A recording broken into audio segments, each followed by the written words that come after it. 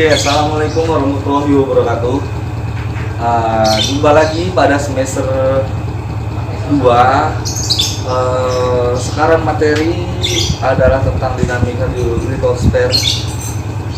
Kita akan kembali membahas tentang bagaimana posisi pembelajaran saat ini, yaitu masih tetap menggunakan media.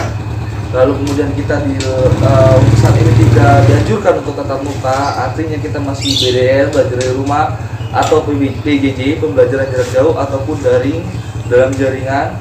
Maka saya sudah menyiapkan materi-materi untuk di semester 2, dan harapannya semoga pandemi corona ini cepat berakhir, bahkan kita pembelajaran terutama dalam pendidikan semoga sedia kala agar cepat tatap muka.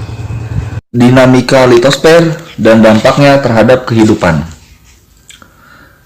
Litosfer berasal dari bahasa Yunani, yaitu litos artinya tanah dan sfer artinya lapisan. Jadi, secara istilah, litosfer yaitu lapisan tanah. Pengertian secara ilmiah merupakan percabangan dari objek kajian fisik geografi yang mempelajari atau membahas tentang tanah, batuan, dan unsur-unsur pada bumi lainnya. Lapisan-lapisan litosfer. Yang pertama di sini ada barisfer, yaitu lapisan inti bumi yang merupakan bahan padat yang tersusun dari lapisan naif atau nikel dan ferum besi.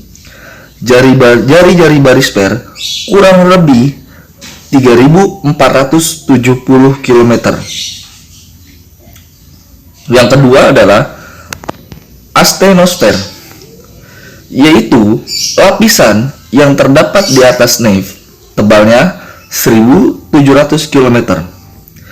Lapisan ini merupakan bahan cair bersuhu tinggi dan berpijar, terdiri dari magma, lava, dan lahar.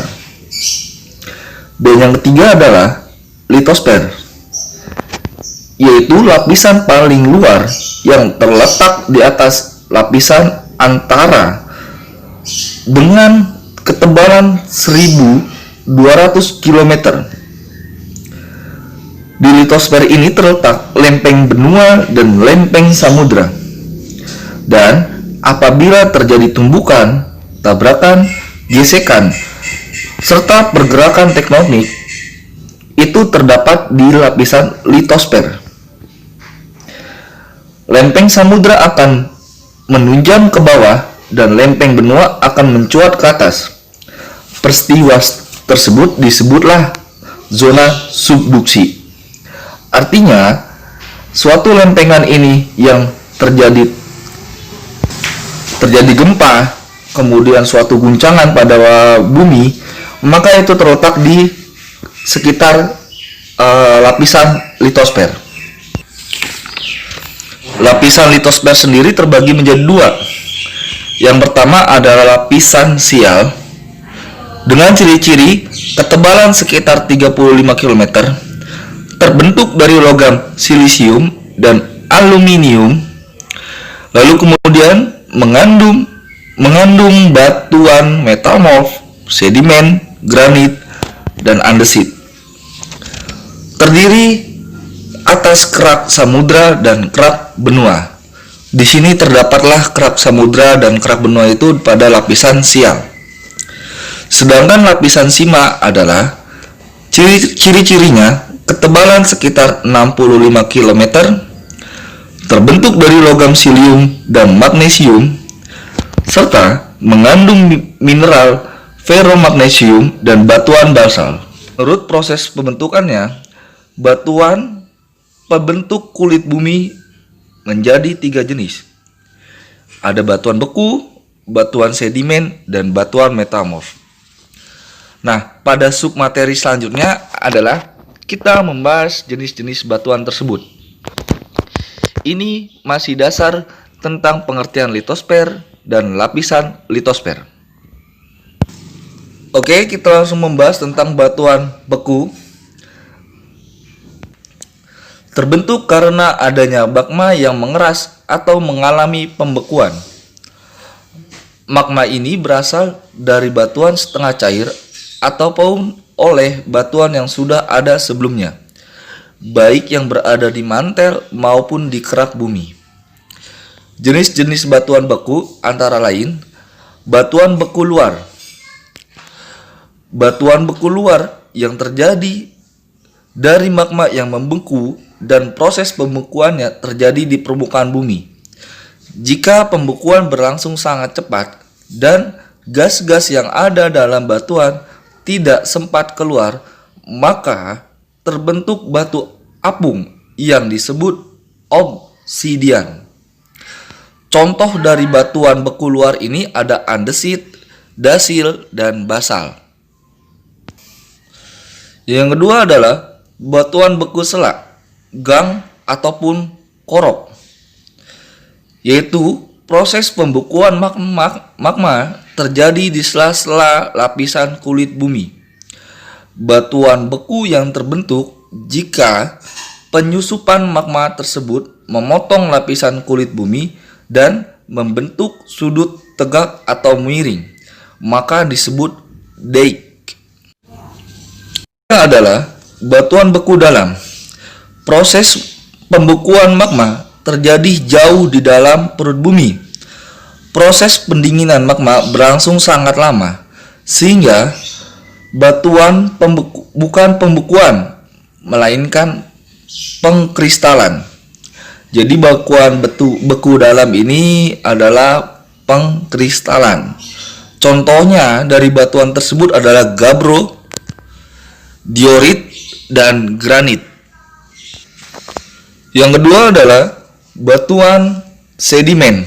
Setelah kita membahas tadi batuan beku, kita membahas tentang batuan sedimen, yaitu batuan yang terbentuk dari proses pengendapan bahan lepas hasil perombakan atau pelapukan batuan lain yang terangkut dari tempat asalnya, yang dilakukan oleh air, es, ataupun angin.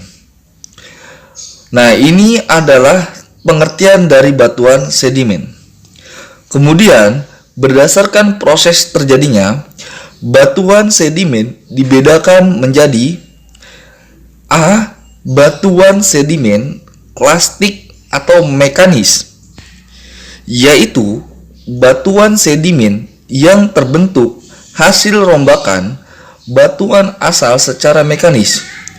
Contoh batuan tersebut adalah konglomerat, breksi, dan batu pasir. Yang B adalah batuan sedimen organik, yaitu batuan sedimen yang terbentuk dari endapan bahan organik. Contohnya adalah binatang ataupun tumbuhan. Contoh batuan tersebut adalah gamping, batu bara, dan gambut. Yang ketiga adalah batuan sedimen kimiawi, yaitu batuan sedimen yang terbentuk secara kimiawi. Contohnya adalah travertin, halit, dan gips. Lalu kemudian batuan sedimen berdasarkan tenaga pengangkutnya.